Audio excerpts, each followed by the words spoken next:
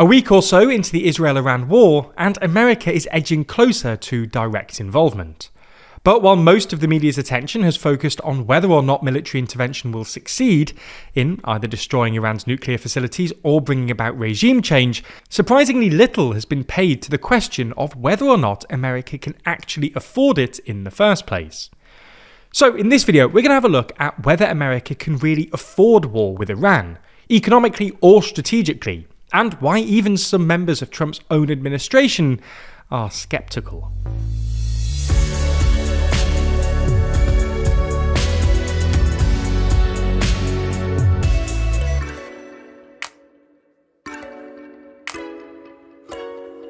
We're getting ever closer to 1 million subscribers, and 68% of you haven't even subscribed yet. So lend us a hand and subscribe today.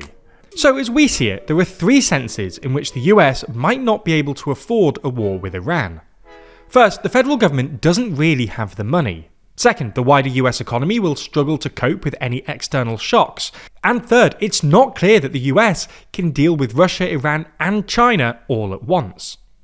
So let's start with the first and most obvious problem, namely that it's not clear that the US has the fiscal space to pay for a war with Iran. As we've mentioned in a million other videos, the US is currently running a pretty massive budget deficit, representing about $2 trillion, or over 6% of GDP. This is pretty massive by international standards. For context, it was the largest in the OECD apart from Israel, roughly double the EU average and about 3 times the advanced economy average.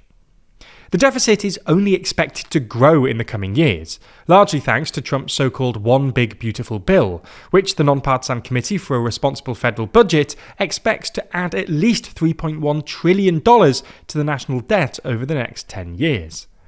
According to the Congressional Budget Office, the One Big Beautiful Bill will push the deficit to over 7% of GDP, and America's overall debt burden past its World War II peak in 2029. Anyway, you get the idea. America already has a massive and unsustainable debt problem, and, well, wars are expensive. While flying a few bombers over Iran's nuclear facilities might not cost that much, there is, of course, a real risk that the US gets dragged into a more protracted conflict, as tends to happen with these Middle East misadventures.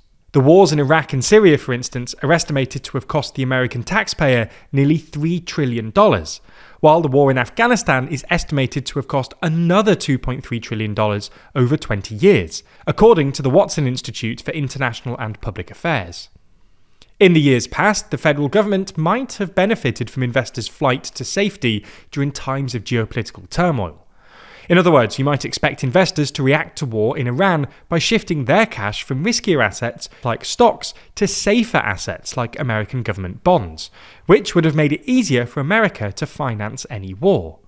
But Trump's tariff turmoil has eroded America's status as a financial safe haven, as evidenced by the steady decline in the dollar recently and the associated rise in American borrowing costs. So America might not benefit so much from any flight to safety.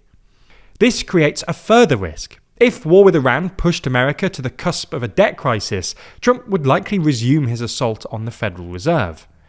The Federal Reserve's current chair, Jerome Powell, has signalled in recent months that he won't cut interest rates, which help America borrow more money, unless he's 100% sure that inflation isn't going to come up again. This is why Powell has refused to cut rates recently, despite the fact that US inflation has come in below forecast for 2 successive months. He's not sure what impact the tariffs will have, so he's decided to wait it out. War with Iran would introduce yet more uncertainty into the picture, and Powell would probably respond by further delaying any cuts. This will make Trump increasingly tempted to get rid of Powell, as he threatened to do a couple of months ago, and replace him with someone more pliant, who would cut rates and maybe even restart quantitative easing. Essentially print money and give it to the government to help the US finance a war without tax hikes or spending cuts. This would both undermine the dollar's reserve status and stoke inflation. And this brings us nicely onto the second way that America can't really afford a war with Iran. It's not clear the US economy can even afford another external shock. Even if America just launches strikes on Iran's nuclear facilities, Iran will probably respond by disrupting global oil markets, given it's the only way that the Ayatollahs can really inflict pain on the US. This might include attacking oil facilities in the Middle East, which is what Iran did in 2019, or closing the Strait of Hormuz, through which something like 20% of the world's oil passes. This could have a catastrophic impact on oil markets. JP Morgan, for instance, estimates prices could reach $130 a barrel, higher than their peak in 2022. This would be disastrous for the American economy, given that the previous energy price spike pushed US inflation up to nearly 10%.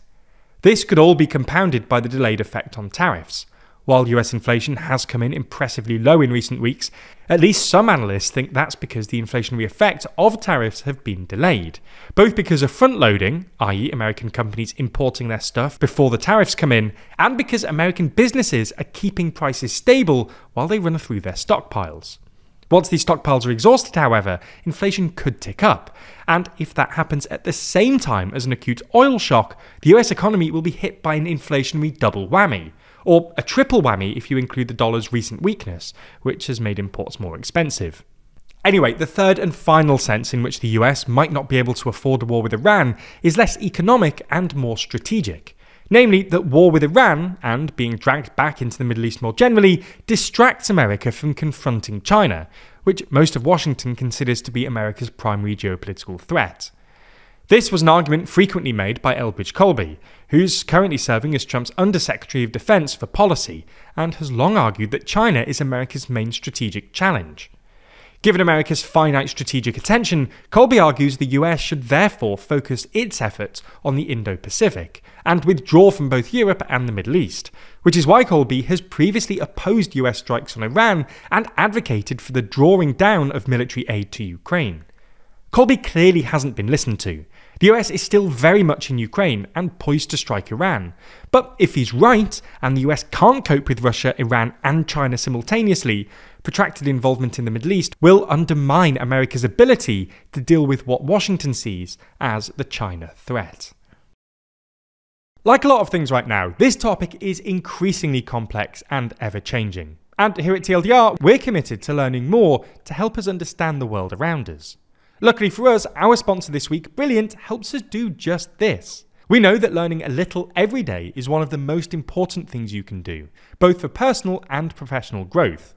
And Brilliant helps you get smarter in minutes a day. You can even perfect your skills wherever you are, whether you're on the go or winding down. It's the opposite of mindless scrolling. Brilliant has the perfect mix of engaging problems, competitive features, and daily encouragement that keeps you motivated and on track. For instance, Brilliant's data science content uses real-world data to train you to see trends and make better informed decisions. No matter your level of skill, these courses are perfect to start or continue learning data analysis, with a full suite of content covering data visualizations, algorithms, regression models, and more. Learn how to parse and visualize massive datasets from brands you know to make them easier to interpret. Plus, all content on Brilliant is crafted by an award-winning team of teachers, researchers, and professionals from Stanford, MIT, Caltech, Microsoft, Google, and more. To try Brilliant for free, visit brilliant.org/TLDR, scan the QR code on screen, or click the link in the description. By doing so, you'll also get 20% off an annual premium subscription, and they'll know you came from us, which really helps us out.